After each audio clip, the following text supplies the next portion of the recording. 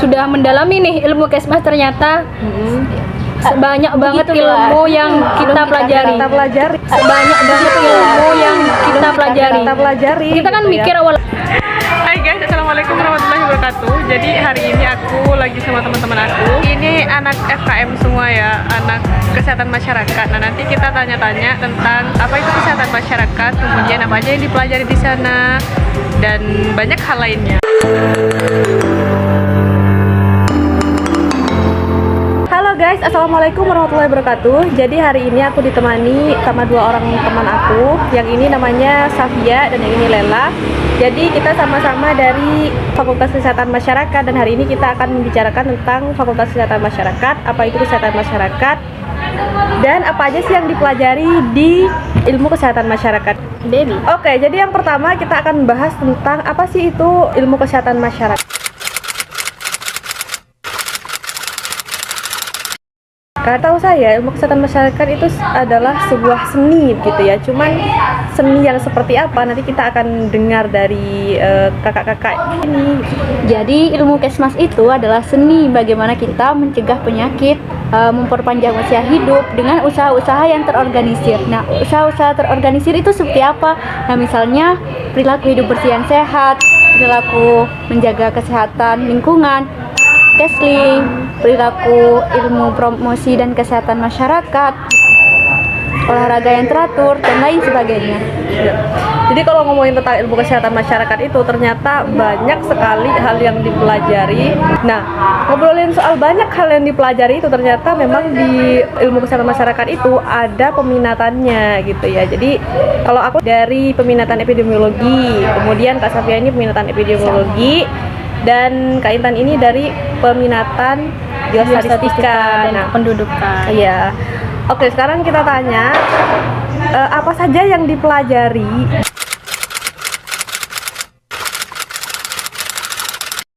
di FKM ini, di ilmu kesehatan masyarakat ini. Ya, di ilmu kesehatan masyarakat. Kalau tadi sudah dibahas sedikit, mungkin kita akan lebih memperdalam lagi di pertanyaan yang kedua ini. Oke. Apa aja yang dipelajari? Jadi tadi kan sudah disebutkan apa sih definisi dari ilmu kesehatan masyarakat. Terus yang selanjutnya tuh apa aja sih yang kita pelajari. Jadi kan barusan kita tuh udah membahas terkait peminatan. Nah, jadi di FKM ini kita tuh terbagi menjadi 7 peminatan. Apa aja sih? Jadi yang pertama itu ada K3, yaitu kesehatan dan keselamatan kerja ya. Terus yang kedua ada AKK, yaitu administrasi dan kebijakan kesehatan. Lalu ada epidemiologi, lalu ada biostatistika dan kependudukan, lalu ada promkes atau promosi kesehatan, lalu ada apa aja lagi? Lalu ada gizi, terus ada kesehatan lingkungan. Lalu ada apa lagi ya? Ada 7 tuh kayaknya tuh. Ada 7 nggak sih? Ya. Jadi di fakultas kita itu ada 7 peminatan. Di ilmu kesehatan masyarakat kita itu ada 7 peminatan. Mungkin hal ini akan sedikit berbeda dengan lainnya gitu ya. Karena ada 8 peminatan. Kadang ada 8. Benar. Nambah 1 itu apa ya? Kesehatan reproduksi.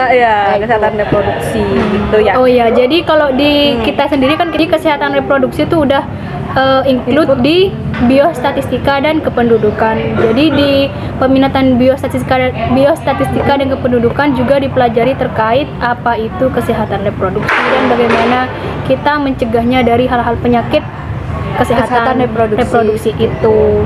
Termasuk kesehatan ibu dan anak juga ya. Iya benar, kayak biostatistika begitu ya. Itu ada sedikit gambarannya tentang biostatistika. Nah, sekarang kita akan beralih ke peminatan epidemiologi. Yang di sebelah saya yang tadi ini peminatan biostatistika. Nah, sebelah saya ini adalah peminatan epidemiologi. Oke. Epidemiologi itu sebenarnya apa sih yang kita pelajari gitu ya? Apa yang dimaksud dengan epidemiologi? Jadi sebelum ke epidemiologi, tadi mungkin ada yang kelewat. Inti dari Kesmasnya sendiri itu kita itu preventif dan promotif. Jadi bagaimana melakukan pencegahan dan melakukan promosi kesehatan, upaya-upaya untuk kita mengorganisir masyarakat agar bisa melakukan pola perilaku hidup bersih dan sehat.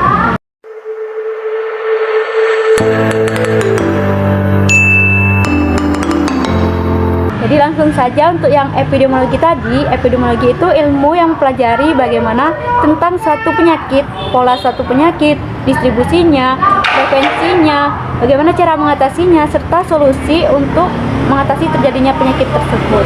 Jadi mulai dari siapa yang terkena, orang, waktu, tempatnya, dan cara kita untuk melakukan suatu program atau solusi dari permasalahan kesehatan tersebut. Iya, jadi epidemiologi itu adalah ilmu yang mempelajari tentang penyakit-penyakit gitu ya, distribusi, frekuensi gitu.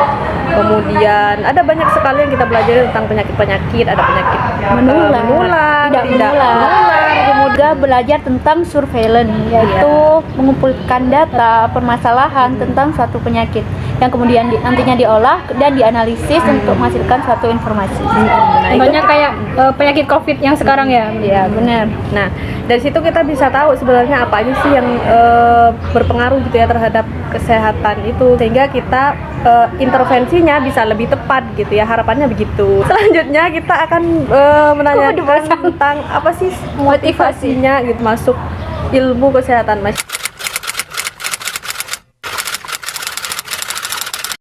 masyarakat, apa harapannya nanti yang akan didapatkan dengan belajar ilmu ini. Dari ketertarikan itu kita Kayak ingin aku. berkembang, ingin mengetahui lebih dalam lagi terkait bagaimana sih dari hal kecil aja, bagaimana sih kita pola hidup yang bersih itu kayak gimana, yang sehat keseharian seperti apa.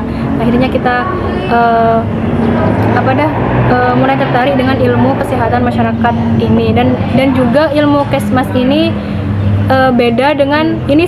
Intinya tuh ilmu Kesmas adalah ilmu non medisnya, sedangkan ilmu non medis jadi kita emang Lebih ke pencegahan, tidak berkecimpung di dunia medis gitu. tapi kita harus tahu bahwa beberapa hal tentang ilmu medis karena Multidisiplin memang ilmu secara ilmu kesehatan masyarakat itu adalah multidisiplin ilmu. Harapannya kita bisa memberikan kebermanfaatan untuk masyarakat gitu ya, untuk bangsa dalam bidang kesehatan ini. Nah, Setelah kita sudah mendalami nih ilmu Kesmas, ternyata banyak banget Begitulah. ilmu yang kita pelajari. kita pelajari. Kita kan gitu ya. mikir awal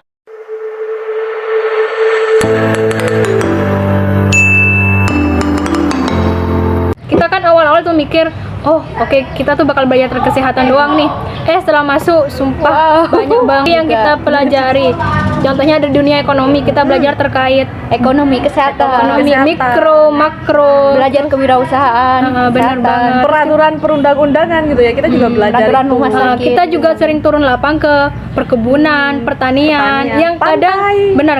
Kadang tuh kata orang, ngapain turun ke lapang sana? ke perkebunan sih, Pertanian ke gitu kan. iya, kenapa gak kayak ke rumah sakit? Bukan gak ke rumah, tapi kita udah pernah ke rumah sakit. Nah, tetapi kita diberikan kesempatan untuk mengeksplor lebih jauh iya, tentang lebih apa jauh. penyebab masalah kesehatan itu. Nah, khususnya biasanya tuh terkait dengan kecelakaan akibat kerja, Iya. penyakit akibat kerja. Seperti di perkebunan itu mereka mengalami masalah kesehatan apa aja. Karena mungkin kalau udah di dunia perkebunan tuh kan kayak udah gak kecimpung kesehatannya. Nah, kita juga berkecimpung, ternyata kita juga dipelajari terkait bagaimana pencegahannya sebelum kerja, hal apa aja sih, seperti APD-nya. Nah, itu yang harus dilengkapi terlebih dahulu sebelum memulai pekerjaan. Program-program kesehatan juga. Nah, harapannya nanti kita bisa mencegah timbulnya itu supaya dapat meningkatkan Para kualitas pekerja. kesehatan para pekerja, Terutama para petani. meningkatkan produktivitas kerja, hasil kerjanya. Karena nanti kan berdampak kepada produktivitasnya mereka. Iya, jadi ilmu kesehatan masyarakat itu adalah ilmu yang multidisiplin ya. Jadi banyak sekali yang kita pelajari. Karena berbicara tentang faktor resiko itu banyak sekali yang menyebabkan faktor resiko timbulnya suatu masalah kesehatan. Saya tanya, materi yang susah gak di?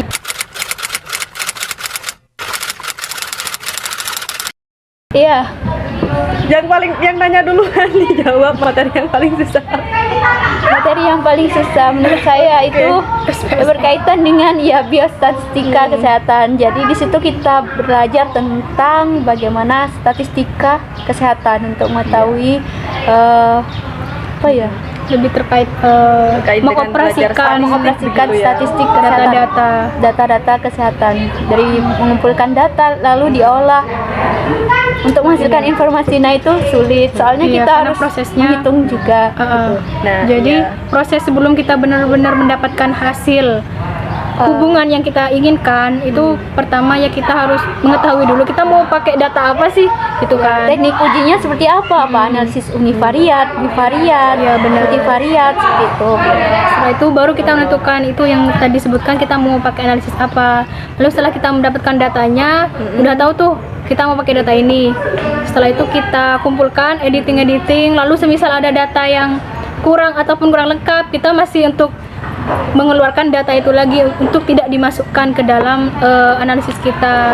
Itu sih proses-prosesnya yang Iya. Ada lagi mungkin ini Kak, Nah, ribet biomedis. Ya, nah itu sebenarnya sulitnya materi itu sebenarnya tergantung dari perspektif orangnya. Ya. Kadang tidak suka dengan statistika, tapi kadang ada yang ternyata itu yang matkul paling mudah gitu ya untuk beberapa orang karena dia suka dengan statistika gitu.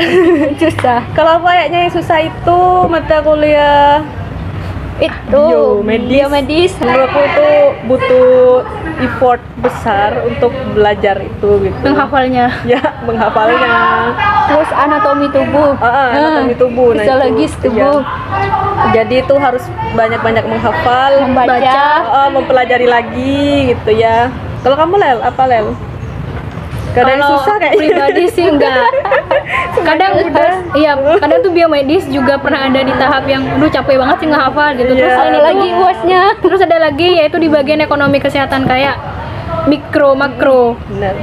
Kayak kita benar-benar jadi anak ekonomi yang harus ngitung laba-laba bersih gini-gini. Bruto, neto. Iya. Itu benar-benar. Terus kita juga harus tahu apa alat-alat yang dipakai di rumah sakit maupun Dan pasienkes lainnya. Dan itu kan Makanya, juga kita di dunia akak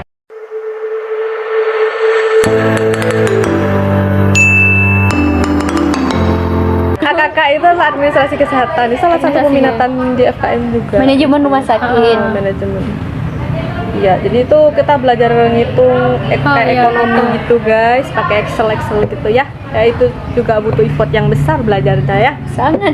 Ya. apalagi menganalisis suatu program di rumah sakit. Tapi ya kembali lagi ke kita. Kalau kita bilang, duh kalau nggak bisa ya gimana kita bisa berkembang juga sih. benar, Tapi benar. kalau kita ada niat, enggak kita tuh pasti Ya. bisa gitu. Ya pasti bisa kita ngelewatin itu meskipun ada kendala. Iya, effortnya lebih besar untuk mempelajari bagian-bagian itu. Itu menurut Kita. perspektifnya masing-masing dari kita ya. Jadi tapi ada juga yang memang menjadi apa namanya? Malah gak sulit gitu. Iya, Karena jadi suka. dia ahli dalam bidang itu gitu ya. Ada beberapa yang cepet banget hitung-hitungnya waktu ngitung mata kuliah itu ya guys ya. Dari berbagai hal yang butuh effort yang banyak untuk belajar tadi itu gimana solusinya kita Bagi waktu. belajar bagi waktu untuk bisa menyelesaikan semuanya itu dengan baik.